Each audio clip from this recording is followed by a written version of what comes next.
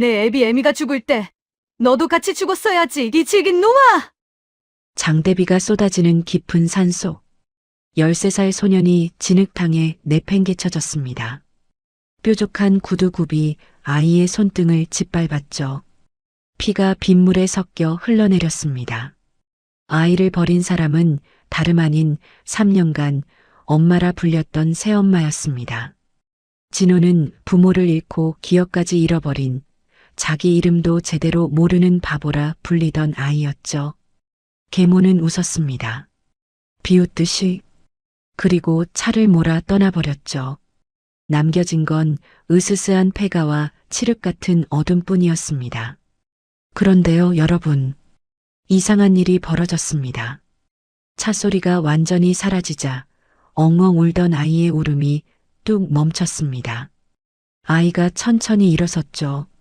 젖은 머리카락을 쓸어 넘기며 아이가 중얼거렸습니다. 3년을 기다렸어. 이제 사냥을 시작해볼까? 눈빛이 달라졌습니다. 바보의 눈이 아니었습니다. 마치 먹잇감을 노리는 맹수 같은 소름 끼치도록 차가운 눈빛이었죠. 대체 이 아이에게 무슨 비밀이 숨겨져 있는 걸까요? 3년간 바보 행세를 한 진짜 이유는 뭘까요? 곧 누구도 예상 못한 반전이 터집니다. 안녕하세요. 황혼 노을극장입니다. 오늘 이야기도 마음에 드신다면 무료 버튼인 구독과 좋아요 꾹 눌러주시고 지금 어디서 듣고 계신지 댓글 남겨주시면 저도 안부 인사 전해드리겠습니다. 오늘의 사연 지금 바로 시작하겠습니다. 하늘이 뚫린 듯 장대비가 쏟아지던 밤이었습니다. 강원도 평창의 깊은 산골짜기, 인적이라곤 찾아볼 수 없는 그 외진 곳에 검은색 고급 승용차 한 대가 거칠게 멈춰 섰습니다. 차 바퀴가 진흙탕을 튀기며 급정거하자 낡은 폐가의 처마에서 빗물이 폭포처럼 쏟아져 내렸죠. 번개가 하늘을 찢을 때마다 폐가의 흉측한 실루엣이 드러났습니다. 깨진 유리창, 허물어진 담벼락, 잡초가 무성하게 자란 마당까지. 이곳은 적어도 10년은 사람의 손길이 닿지 않은 듯 음산한 기운이 감돌았습니다. 차 문이 거칠게 열리자마자 쏟아져 나온 것은 빗소리마저 압도하는 날카로운 여자의 고함이었습니다. 당장 내려. 이 멍청한 놈아. 언제까지 차 안에서 버티고 있을 거야? 차에서 끌려 나온 아이는 올해로 13살이 된 진호였습니다. 진호는 3년 전 단란했던 부모님을 의문의 교통사고로 잃고 그 충격으로 모든 기억을 잃어버린 채 지능마저 멈춰버린 아이라 알려져 있었습니다. 사람들은 진호를 바보라 불렀고 집안의 하인들조차 진호를 볼 때면 안쓰러운 눈빛과 함께 고개를 절레절레 흔들곤 했죠. 10살에 겪은 부모님의 죽음이 어린 진호의 정신을 완전히 무너뜨렸다고 모두가 믿었습니다. 실제로 진호는 자기 이름도 제대로 기억하지 못했고 대소변조차 가리지 못하는 날이 허다했으니까요. 그런 진호의 멱살을 사정없이 움켜쥐고 진흙바닥에 내팽개친 여자는 바로 박설이었습니다. 박설이는 3년 전 진호의 할아버지인 강필두 회장의 간병인으로 이 집안에 들어왔습니다. 강필두 회장은 자수성가한 부동산 재벌로 서울 강남에만 빌딩 3채를 소유한 거물이었죠. 하지만 아들 부부의 갑작스러운 죽음과 손자의 정신 이상이라는 이중고를 겪으며 강필두 회장 역시 쓰러지고 말았습니다. 전신마비 판정을 받은 강필두 회장에게 천사처럼 나타난 사람이 바로 박설이었던 것입니다. 처음에 박설이는 헌신적인 간병인의 모습으로 모두의 신뢰를 얻었습니다. 밤낮 없이 강필두 회장을 돌보고 바보가 된 진호까지 챙기는 그 모습에 주변 사람들은 감탄을 금치 못했죠. 하지만 세월이 흐르면서 박설이의 본색이 서서히 드러나기 시작했습니다. 어느새 안주인 자리를 꿰차더니 이제는 진호의 유산까지 가로채기 위해 혈안이 된 악녀로 변해버린 것이었습니다. 박서리는 진흙탕에 나뒹구는 진호를 내려다보며 입꼬리를 비틀어 올렸습니다. 명품 원피스가 빗물에 젖는 것도 아랑곳하지 않은 채 박서리의 눈에서는 오직 증오의 불꽃만이 타오르고 있었습니다. 엄마, 무서워. 여기가 어디야? 집에 가자. 응. 진호 배고파. 진호가 덜덜 떨며 박서리의 명품 원피스 자락을 붙잡았습니다. 비에 젖은 손가락이 값비싼 옷감 위로 진흙 자국을 남겼죠. 진호의 눈에는 공포가 가득했고 입술은 추위와 두려움에 파랗게 질려 있었습니다. 13살이라고는 믿기지 않을 만큼 왜소한 체구의 진호가 비에 젖어 더욱 처량해 보였습니다. 하지만 박서리의 눈에는 연민이라곤 눈곱만큼도 찾아볼 수 없었습니다. 오직 사리와 혐오만이 가득 차올라 있었죠. 박서리는 신고 있던 뾰족한 구두굽으로 진호의 손등을 짓밟았습니다. 아! 뼈가 으스러지는 듯한 고통에 진호가 비명을 질렀습니다. 하지만 박서리는 오히려 더 세게 힘을 주며 으르렁거렸습니다. 진호의 손등에서 피가 배어나와 빗물과 섞여 흘러내렸지만 박서리는 눈 하나 깜짝하지 않았습니다. 누가 내 엄마야? 이 더러운 손으로 내 옷을 만져? 백화점에서 500만 원 주고 산 옷이라고. 박서리가 진호의 손을 발로 걷어찼습니다. 진호가 진흙탕 위로 나동그라지며 신음을 흘렸죠. 박서리의 목소리에는 3년간 쌓아온 분노와 증오가 그대로 묻어났습니다. 내 애비 애미가 죽을 때 너도 같이 죽었어야지. 이 질긴 놈아. 어떻게 너만 살아남았어? 그것도 멀쩡한 정신으로 살아남은 것도 아니고 바보가 돼가지고 3년 동안 내 속을 썩였잖아. 빗줄기가 더욱 거세졌습니다. 천둥이 산골짜기를 뒤흔들었고 번개가 연달아 하늘을 갈랐습니다. 그 섬광 아래서 박서리의 얼굴이 귀신처럼 일그러져 보였죠. 박서리는 진호의 머리채를 움켜쥐고 귀에 대고 속삭이듯 말을 이었습니다. 3년이야, 3년. 내가 3년 동안 내 똥오줌 받아내면서 얼마나 구역질이 났는지 알아? 새벽마다 내가 이불에 지도 그려놓으면 그거 치우느라 내가 얼마나 고생했는데. 온 집안에 내 냄새가 진동을 해서 손님도 못 부르고 살았어. 박서리의 소나기에 힘이 들어갔습니다. 진호의 머리카락이 몇 가닥 뜯겨나갔지만 박서리는 아랑곳하지 않았습니다. 기억도 못하는 바보 주제에 할아버지 빌딩을 물려받겠다고? 강남에 있는 그 빌딩 세 채가 얼마짜린 줄 알아? 시가로 1,000억이 넘어. 그걸 내가 물려받는다고? 꿈 깨라, 이 멍청아. 박서리가 진호를 폐가 안쪽으로 내던졌습니다. 진호의 몸이 삐걱거리는 나무 바닥 위로 굴러갔고 먼지가 뿌옇게 피어올랐습니다. 천장에서는 빗물이 새어들어와 여기저기 웅덩이를 만들고 있었죠.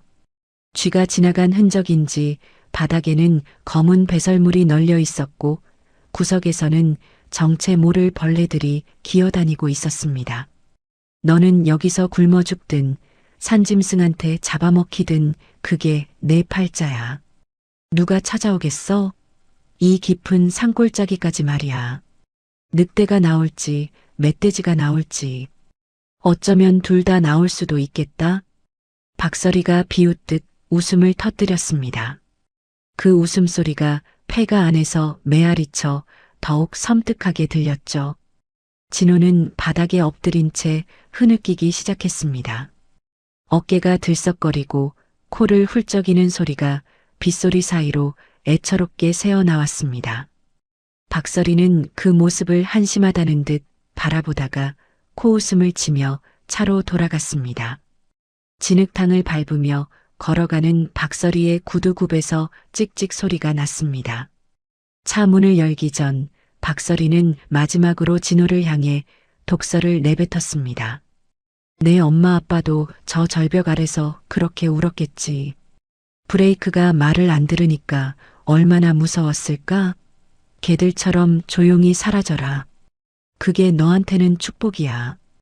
엔진 소리가 요란하게 울리더니 검은색 승용차가 산길을 내려가기 시작했습니다. 빨간 미등이 빗속에서 점점 작아지다가 마침내 칠흑 같은 어둠 속으로 완전히 사라졌습니다. 폐가에는 오직 거센 빗소리와 바람소리, 그리고 진호의 흐느끼는 소리만이 남았습니다. 진호는 여전히 바닥에 엎드린 채였습니다. 어깨가 들썩이고 흐느끼는 소리가 계속 흘러나왔죠. 처량하기 짝이 없는 모습이었습니다. 부모를 잃고 정신마저 잃고 이제는 이 깊은 산속에 버려진 13살 소년. 누가 봐도 불쌍하기 그지없는 광경이었습니다. 하지만 여러분, 여기서 놀라운 일이 벌어집니다. 차 소리가 완전히 사라진 그 순간, 진호의 울음소리가 거짓말처럼 뚝 멈춰버린 것입니다. 마치 녹음기의 정지 버튼을 누른 것처럼 갑작스러운 침묵이 폐가를 감쌌습니다. 빗물과 진흙으로 범벅이 된 진호가 천천히 몸을 일으켰습니다. 아까까지 바보처럼 흐느끼던 그 아이가 맞는지 의심스러울 정도로 진호의 움직임은 침착하고 절도 있었습니다. 구부정하던 등이 펴지고 흐리멍덩하던 눈빛이 날카롭게 빛났죠. 진호는 젖은 머리카락을 쓸어넘기며 셔츠의 두 번째 단추를 꾹 눌렀습니다. 진호가 입을 열었습니다. 13살 아이라곤 도저히 믿기지 않는 서늘하고 낮은 목소리가 어둠 속으로 스며들었습니다. 583924 검은색 고급 승용차. 박설혜, 방금 내 입으로 우리 엄마 아빠 사고를 자백한 거 알아? 브레이크가 말을 안 들었다고? 그건 사고가 아니라 살인이라는 뜻이잖아. 이 단추 속 카메라가 내 목소리랑 얼굴을 전부 녹화했어. 진호의 눈빛이 완전히 달라져 있었습니다. 아까까지 겁에 질려 떨던 바보 소년의 눈이 아니었습니다. 차갑고 날카로운 마치 사냥감을 노리는 맹수 같은 눈빛이었죠.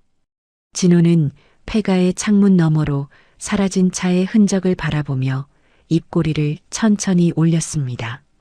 3년이나 기다렸어. 내가 스스로 무덤을 팔 때까지 말이야. 똥오줌 못 가리는 척, 이름도 모르는 척, 밥 먹여주면 침 흘리며 웃는 척. 3년 동안 얼마나 힘들었는지 알아? 하지만 오늘로 끝이야. 번개가 다시 한번 하늘을 갈랐습니다. 섬광 속에서 진호의 얼굴이 환하게 드러났습니다. 그 얼굴에는 더 이상 두려움도 슬픔도 바보 같은 멍청함도 없었습니다. 오직 냉철한 계산과 굳은 결의, 그리고 복수를 향한 불꽃만이 서려 있었죠. 아빠, 엄마, 조금만 더 기다려. 박설이가 저지른 모든 죄를 세상에 밝힐게. 그리고 반드시 그년을 지옥에 보내줄게. 진호의 목소리에는 3년간 숨겨왔던 분노와 슬픔, 그리고 반드시 복수를 완수하겠다는 강철 같은 의지가 담겨 있었습니다. 13살 소년 진호, 이 아이의 정체는 과연 무엇이었던 걸까요? 3년간 바보 행세를 해온 진짜 이유는 무엇이었을까요? 그리고 진호가 말한 단추 속 카메라의 정체는 또 무엇일까요? 빗줄기가 조금씩 잦아들기 시작했습니다. 먹구름 사이로 달빛 한 줄기가 새어들어와 진호의 얼굴을 비쳤습니다. 그 빛 아래서 진호는 더 이상 불쌍한 바보 소년이 아니었습니다. 복수를 위해 3년을 인내한 무서운 사냥꾼의 모습이었죠. 이야기는 3년 전으로 거슬러 올라갑니다. 그때의 진호는 지금과는 완전히 다른 아이였습니다. 또래보다 머리 하나는 더 컸고 눈빛은 호기심으로 반짝거렸죠. 무엇보다 진호는 천재였습니다. 7살에 이미 중학교 수학 문제를 풀었고 9살에는 아버지가 개발한 보안 프로그램의 오류를 찾아낼 정도였으니까요. 학교 선생님들은 진호를 볼 때마다 혀를 내둘렀고 동네 어른들은 진호네 집안에 경사가 났다며 부러워했습니다. 진호는 그야말로 하늘이 내린 신동이었습니다. 진호의 아버지 강준혁은 국내 최고의 보안 시스템 개발자였습니다. 대기업들이 천문학적인 금액을 제시하며 스카우트하려 했지만 강준혁은 자신만의 회사를 운영하며 독자적인 기술을 개발하고 있었죠. 특히 강준혁이 심혈을 기울인 것은 초소형 카메라 기술이었습니다. 셔츠 단추만 한 크기의 고화질 영상과 음성을 동시에 녹화할 수 있는 획기적인 장치였죠. 이 카메라는 한 번 충전으로 24시간 연속 녹화가 가능했고 저장 용량도 일반 카메라의 10배에 달했습니다. 강준혁은 이 기술로 특허를 출원했고 여러 기업에서 수백억 원의 투자 제안이 쏟아졌습니다. 진호의 할아버지 강필두 회장은 자수성가한 부동산 재벌이었습니다.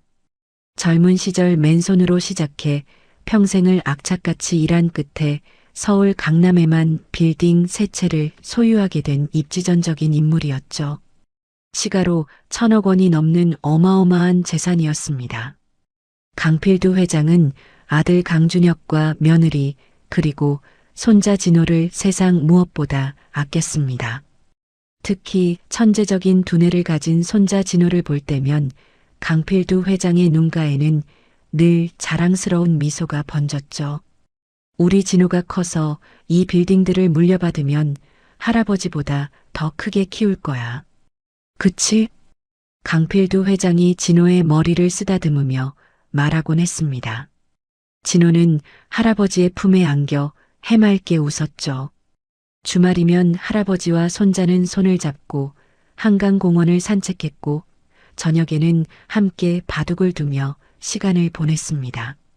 그때만 해도 진호네 가족은 세상에서 가장 행복한 가족이었습니다.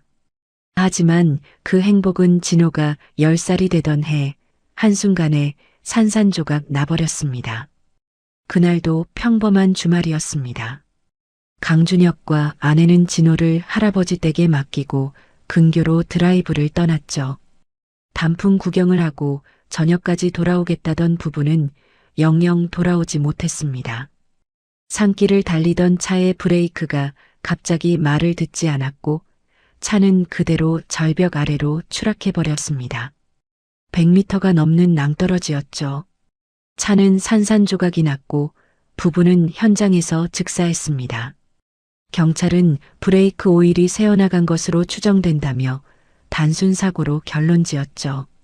그 소식을 들은 강필두 회장은 그 자리에서 쓰러졌습니다.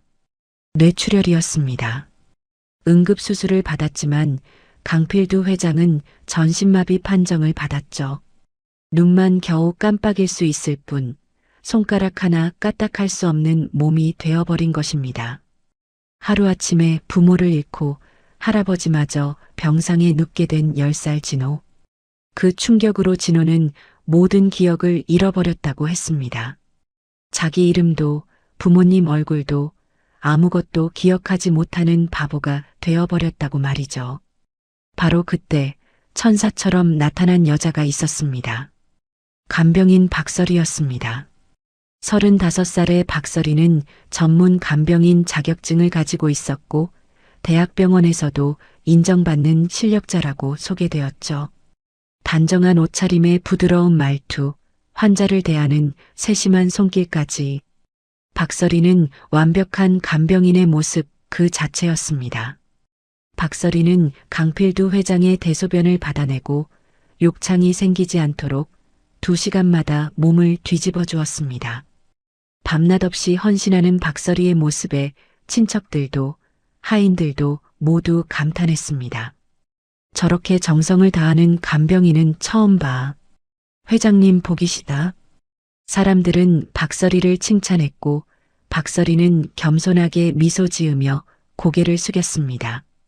바보가 된 진호까지 챙기는 모습에 주변 사람들은 박설이를 성녀처럼 여겼죠. 하지만 진호는 알고 있었습니다. 밤마다 박설이가 할아버지의 방에서 무슨 짓을 하는지 말이죠. 사고가 있고 한 달쯤 지난 어느 날 밤이었습니다. 진호는 목이 말라 물을 마시러 복도로 나왔다가 할아버지 방에서 새어나오는 이상한 소리를 들었습니다. 문틈으로 살짝 들여다본 진호는 그 자리에서 얼어붙고 말았죠. 박서리가 강필두 회장의 입을 억지로 벌린 채 정체불명의 가루약을 털어넣고 있었습니다. 그것도 모자라 박서리는 낄낄거리며 강필두 회장의 뺨을 툭툭 치고 있었죠. 낮에 보던 그 부드러운 미소는 온데간데였고 박서리의 얼굴에는 악마 같은 표정이 떠올라 있었습니다. 영감님, 이 약 먹으면 근육이 더 굳어서 평생 꼼짝도 못해요. 그래야 내가 편하거든. 손가락이라도 까딱거리면 귀찮잖아요. 그냥 인형처럼 가만히 누워만 계세요. 박서리의 목소리에는 아기가 가득했습니다. 강필두 회장의 눈에서 눈물이 흘러내렸지만 박서리는 그것을 휴지로 대충 닦아내며 비웃었습니다. 울긴 왜 울어요? 아들이랑 며느리가 죽은 건 내 탓이 아니에요. 아, 근데 브레이크 고장 난 건 좀 웃기긴 했어요. 제가 부탁한 정비사가 일을 아주 깔끔하게 했거든요. 브레이크 오일 라인에 작은 구멍 하나 뚫었을 뿐인데 산길에서 그렇게 될 줄은 저도 몰랐어요. 진호의 심장이 멈추는 것 같았습니다. 브레이크 고장? 그건 사고가 아니었습니다. 박서리가 사람을 시켜 일부러 브레이크를 망가뜨린 것이었죠. 진호의 부모님은 사고로 죽은 게 아니라 살해당한 것이었습니다. 진호는 입을 틀어막고 복도 구석으로 물러났습니다. 다리가 후들거렸고 눈앞이 캄캄해졌죠. 10살 진호의 머릿속이 하얗게 변했습니다. 당장이라도 뛰어들어가 박서리의 멱살을 잡고 싶었습니다. 경찰에 신고하고 싶었고 세상에 이 악마 같은 여자의 정체를 밝히고 싶었죠. 하지만 진호는 꾹 참았습니다. 천재적인 두뇌를 가진 10살 소녀는 냉정하게 상황을 분석했습니다. 증거가 없어. 내가 봤다고 해도 아무도 안 믿을 거야. 10살짜리 애가 뭘 알겠냐고 하겠지. 오히려 내가 위험해질 수도 있어. 엄마 아빠처럼. 진호는 그날 밤 결심했습니다. 스스로 입을 닫고 바보가 되기로 말이죠. 기억을 잃은 척, 지능이 멈춘 척 연기하며 박서리의 경계를 풀기로 한 것입니다. 그리고 언젠가 반드시 결정적인 증거를 모아 복수하겠다고 다짐했습니다. 다음 날부터 진호의 연기가 시작되었습니다. 자기 이름을 물으면 멍하니 고개를 갸웃거렸고 밥을 먹을 때는 일부러 흘리고 침을 질질 흘렸죠. 대소변도 가리지 못하는 척했고 가끔은 벽을 보며 혼자 웃기도 했습니다. 처음에는 연기하는 것이 너무 힘들었습니다. 특히 박서리가 할아버지를 학대하는 것을 보면서도 모른 척해야 할 때면 진호는 이를 악물어야 했죠. 손톱이 손바닥에 박힐 정도로 주먹을 쥐며 분노를 삼켜야 했습니다. 하지만 진호에게는 비밀 무기가 있었습니다. 아버지가 개발한 초소형 카메라였죠. 진호는 아버지의 연구실에서 몰래 가져온 시제품을 셔츠 단추 안에 심었습니다. 겉으로 보기엔 평범한 단추였지만 그 안에는 최첨단 녹화 장치가 숨겨져 있었죠. 진호는 3년 동안 박서리가 저지르는 모든 악행을 하나도 빠짐없이 녹화했습니다. 밤이 되면 진호는 할아버지의 귀에 대고 속삭였습니다. 할아버지, 조금만 참으세요. 제가 반드시 박서리를 감옥에 보낼 거예요. 아빠가 만든 카메라로 증거를 모으고 있어요. 할아버지, 제가 바꿔치기한 약 드세요.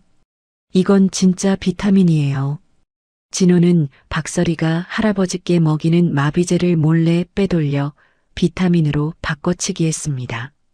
박서리는 자신이 준 약이 효과가 없다는 것을 전혀 눈치채지 못했죠. 강필두 회장의 몸은 서서히 회복되기 시작했지만 두 사람은 그 사실을 철저히 숨겼습니다. 할아버지와 손자 두 사람만의 비밀 작전이 시작된 것입니다. 그렇게 3년이라는 길고 긴 시간이 흘렀습니다. 1000일이 넘는 날들을 진호는 바보 연기를 하며 버텼죠. 10살 꼬마는 13살 소년이 되었고 드디어 박서리가 스스로 무덤을 파는 순간이 찾아왔습니다. 바로 그 비 내리던 밤 박서리가 진호를 산에 버리며 모든 범죄를 자백한 것이었죠. 진호를 산에 버리고 돌아온 박서리는 승리감에 취해 있었습니다. 비에 젖은 명품 원피스를 벗어던지며 박서리는 거울 앞에 섰죠. 거울 속에는 38살의 야심찬 여자가 서 있었습니다. 3년 전 이 집에 간병인으로 들어왔을 때만 해도 박서리는 그저 돈이 필요한 평범한 여자였습니다. 하지만 지금은 달랐죠. 1000억 원대 재산을 눈앞에 둔 예비 상속자였으니까요. 드디어 끝났어. 그 골칫덩이를 처리하는데 3년이나 걸렸지만 이제 진짜 끝이야. 박서리는 입꼬리를 올리며 중얼거렸습니다. 진호를 버린 곳은 평창의 깊은 산골짜기, 인적이 드문 폐가였죠. 휴대폰도 없고 길도 모르는 바보가 그 깊은 산속에서 살아남을 리 없었습니다. 설령 기적적으로 살아남는다 해도 누가 믿겠습니까? 기억도 못하고 말도 제대로 못하는 바보의 말을 말이죠. 박서리는 욕실로 들어가 뜨거운 물로 샤워를 했습니다. 3년 동안 진호의 똥오줌을 치우며 쌓였던 스트레스가 물과 함께 씻겨 내려가는 기분이었죠. 샤워를 마친 박서리는 실크 가운을 걸치고 거실로 내려왔습니다. 대저택의 거실은 500평이 넘는 어마어마한 크기였습니다. 천장에는 이탈리아에서 공수해온 크리스털 샹들리에가 반짝거렸고 바닥에는 페르시아산 수제 카펫이 깔려 있었죠. 이 모든 것이 곧 박서리의 것이 될 터였습니다. 자기야, 나왔어. 현관문이 열리며 남자의 목소리가 들려왔습니다. 박서리의 내연남 황태준이었죠. 황태준은 40대 초반의 남자로 한때는 증권사에서 일했지만 횡령 혐의로 해고된 뒤 박서리의 돈으로 살아가는 처지였습니다. 잘생긴 외모와 달콤한 말솜씨로 박서리의 마음을 사로잡은 황태준은 박서리의 범죄에도 깊숙이 가담해 있었죠. 태준 씨, 샴페인 가져왔어? 당연하지. 오늘 같은 날 축하 안 하면 언제 해? 황태준이 프랑스산 고급 샴페인 2병을 흔들어 보였습니다. 박서리는 황태준의 목에 팔을 감으며 달콤하게 속삭였죠. 그 바보놈은 이제 산짐승 밥이 됐을 거야. 늑대가 먼저 찾아갈지 멧돼지가 먼저 찾아갈지 모르겠지만 어쨌든 증거 하나 안 남게 깔끔하게 처리했어. 황태준이 능숙한 손놀림으로 샴페인 코르크를 땄습니다. 펑 소리와 함께 거품이 솟아올랐고 두 사람은 유리잔을 부딪히며 웃음을 터뜨렸죠. 샴페인의 달콤한 향이 거실에 퍼졌습니다. 그래서 내일 행사 준비는 다 된 거야? 황태준이 물었습니다. 박서리는 소파에 몸을 기대며 자신만만하게 대답했죠. 완벽해. 내일 설의 자선재단 설립 기념식이 열려. 기자들도 부르고 재계 인사들도 초대했어. 거기서 영감탱이가 자선재단에 전 재산을 기부한다는 위임장에 도장을 찍으면 끝이야. 근데 그 영감이 도장을 찍을 수 있어? 손가락도 못 움직이잖아. 바보야, 내가 손가락을 잡고 찍으면 되지. 영감탱이는 눈만 깜빡거릴 수 있으니까 반대도 못해. 그냥 인형이랑 똑같아. 박서리가 킬킬거리며 웃었습니다. 황태준도 함께 웃으며 샴페인을 한 모금 더 들이켰죠. 두 사람의 웃음소리가 대저택의 높은 천장에 메아리 쳤습니다. 그 소리가 2층에 있는 강필두 회장의 방까지 희미하게 들려왔습니다.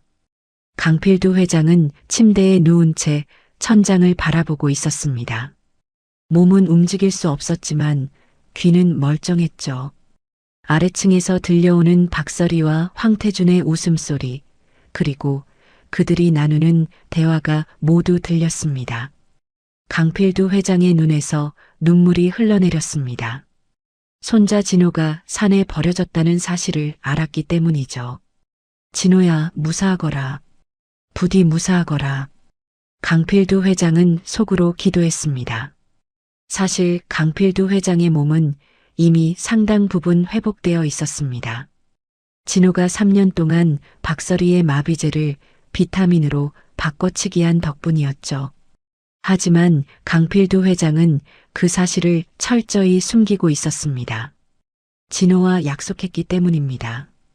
박서리가 스스로 무덤을 팔 때까지 기다리기로 말이죠. 1시간쯤 지났을까요? 술에 취한 박서리가 강필두 회장의 방으로 들어왔습니다. 손에는 아직 반쯤 남은 샴페인 잔이 들려 있었죠. 박서리는 비틀거리며 강필두 회장의 침대 곁으로 다가왔습니다.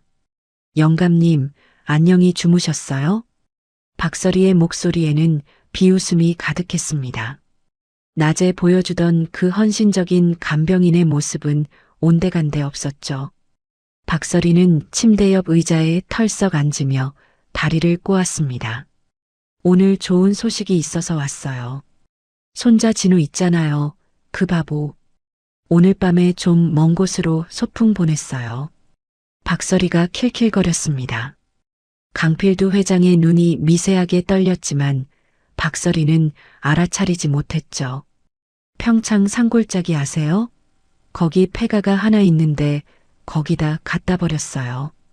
밤새 비가 엄청 오는데 그 바보가 살아남을 수 있을까요? 글쎄요, 저는 좀 회의적인데. 박서리가 손에 든 샴페인을 강필두 회장의 얼굴에 천천히 부었습니다. 차가운 샴페인이 강필두 회장의 이마와 뺨을 타고 흘러내렸죠. 베개가 축축하게 젖었지만 강필두 회장은 눈 하나 깜짝할 수 없었습니다. 아니, 할 수 있었지만 하지 않았습니다. 영감님, 서운해하지 마세요. 손자놈은 외로울까봐 먼저 보낸 거예요. 산짐승들이랑 친구하라고요. 이제 영감님 차례예요. 박서리가 강필두 회장의 턱을 손가락으로 톡톡 치며 말을 이었습니다. 내일 행사장에서 도장만 찍으세요. 자선재단에 전 재산 기부한다는 위임장이에요. 영감님이 평생 모은 1,000억 원이 제 손에 들어오는 거죠. 그 돈이면 저는 평생 놀고 먹어도 돼요. 박서리가 품에서 작은 약봉지를 꺼냈습니다. 하얀 가루가 들어있는 그 약은 강필두 회장의 근육을 더욱 마비시키는 특수 약물이었죠. 박서리는 3년 동안 이 약을 강필두 회장에게 먹여왔습니다. 물론 진호가 바꿔치기한 사실은 전혀 모른 채로 말이죠. 자, 영감님. 약 드실 시간이에요. 이거 드시면 내일까지 더 얌전해지실 거예요. 행사장에서 소란 피우시면 안 되니까요. 박서리가 강필두 회장의 입을 억지로 벌리고 약가루를 털어 넣었습니다. 강필두 회장은 저항할 수 없었습니다. 아니, 저항하지 않았습니다. 어차피 그 약은 진짜가 아니라 진호가 바꿔치기한 비타민이었으니까요. 하지만 그 사실을 모르는 박서리는 의기양양하게 웃었습니다. 잘하셨어요, 영감님. 순순히 협조하시니까 보기 좋네요. 내일 행사 끝나고 나면 영감님도 아들 곁으로 보내드릴게요. 고통 없이 편하게요. 그동안 간병해준 값으로 빌딩 몇 채 주시는 거잖아요. 아깝지 않으시죠? 박서리가 일어서며 강필두 회장의 뺨을 가볍게 두드렸습니다. 그리고는 콧노래를 흥얼거리며 방을 나갔죠. 문이 닫히고 발소리가 멀어지자 강필두 회장의 눈에서 다시 눈물이 흘러내렸습니다. 하지만 이번 눈물은 슬픔의 눈물이 아니었습니다. 분노와 결의의 눈물이었죠. 박서리, 내년이 판 무덤에 내년이 묻히게 될 줄은 꿈에도 모르겠지. 내 손자 진호가 어떤 아이인지 넌 아직 몰라. 그 아이는 바보가 아니야. 천재야. 내년보다 100배, 1000배 더 똑똑한 아이란 말이다. 강필두 회장은 천장을 바라보며 속으로 되뇌었습니다. 내일이면 모든 것이 끝날 것입니다. 박서리가 계획한 대로가 아니라 진호와 강필두 회장이 계획한 대로 말이죠. 3년간의 긴 기다림이 드디어 결실을 맺을 순간이 다가오고 있었습니다. 한편 그 시각 평창의 폐가에서는 놀라운 일이 벌어지고 있었습니다. 빗줄기가 조금씩 잦아들 무렵 산길을 따라 헤드라이트 불빛이 천천히 올라오고 있었죠. 검은색 승합차 한 대가 폐가 앞에 조용히 멈춰섰습니다. 차 문이 열리더니 50대 중반의 단정한 남자가 우산을 펼치며 내렸습니다. 회색 정장에 단정하게 빗어넘긴 머리카락, 그리고 날카로우면서도 따뜻한 눈빛. 강필두 회장의 30년 지기 충직한 비서 최동현 실장이었습니다. 도련님, 괜찮으십니까? 최동현 실장이 폐가 안으로 들어서며 조심스럽게 불렀습니다. 어둠 속에서 진호가 천천히 일어나 최동현 실장을 맞이했죠. 진호의 얼굴에는 더 이상 바보 같은 표정이 없었습니다. 냉철하고 침착한 진짜 진호의 모습이었습니다. 최 실장님, 예상대로 움직여 주셨네요. 감사합니다.